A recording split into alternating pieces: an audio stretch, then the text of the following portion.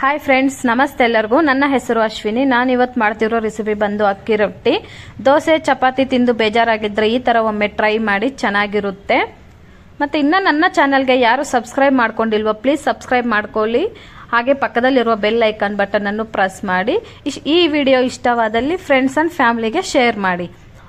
ಒಂದು ಚಿಕ್ಕ ಪಾತ್ರೆ ತಗೊಂಡಿದ್ದೀನಿ. ಪಾತ್ರೆಗೆ 2 ಕಪ್ ಆಗೋಷ್ಟು ಅಕ್ಕಿ ಹಿಟ್ಟು ಹಾಕ್ಕೊತಾ ಇದ್ದೀನಿ.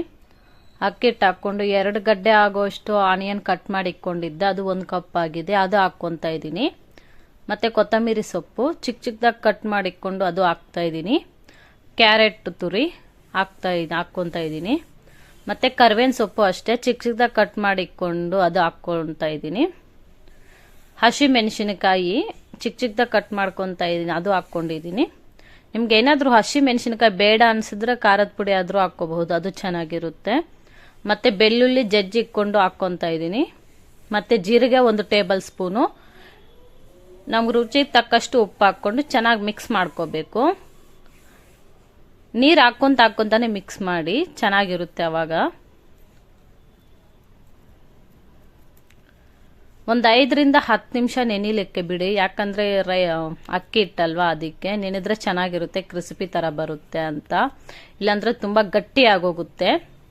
ನೆನೆಸಿಟ್ಟಿದ್ದೆ, ಇವಾಗ ನೋಡಿ ಚೆನ್ನಾಗಾಗಿದೆ. ಇವಾಗ ಒಂದು ತವಾ ತಗೊಂಡು ನಾನು ಎಣ್ಣೆ ಹಾಕ್ಕೊಂಡು ಸವರ್ಕೊತಾ ಇದ್ದೀನಿ. ಸವರ್ಕೊಂಡು ಒಂದು ಉಂಡೆ ಆಗೋಷ್ಟು ಹಿಟ್ಟು ತಗೊಂಡು ಅದನ್ನು ಚೆನ್ನಾಗಿ ತಟ್ಕೊತಾ ಇದ್ದೀನಿ. ತುಂಬ ತೆಳುವಾಗಿ ತಟ್ಟಿ ಚೆನ್ನಾಗಿರುತ್ತೆ, ಅವಾಗ ತಿನ್ನಕ್ಕೆ ಚೆನ್ನಾಗಿ ಬೇಯುತ್ತೆ. ಮತ್ತು 3 ಹೋಲ್ ಇಕ್ಕೊತಾ ಇದ್ದೀನಿ. ಆ ಹೋಲ್ ಇಡೋದ್ರಿಂದ ಚೆನ್ನಾಗಿ ಬೇಯುತ್ತೆ, ಮತ್ತು ನಾವು ಹಾಕಿದ್ದ ಆಯಿಲ್ ಎಲ್ಲ ಹೊಂದ್ಕೊಳ್ಳುತ್ತೆ ಅಂತ ಹೇಳ್ಬಿಟ್ಟು ಹೋಲ್ ಇಡೋದು.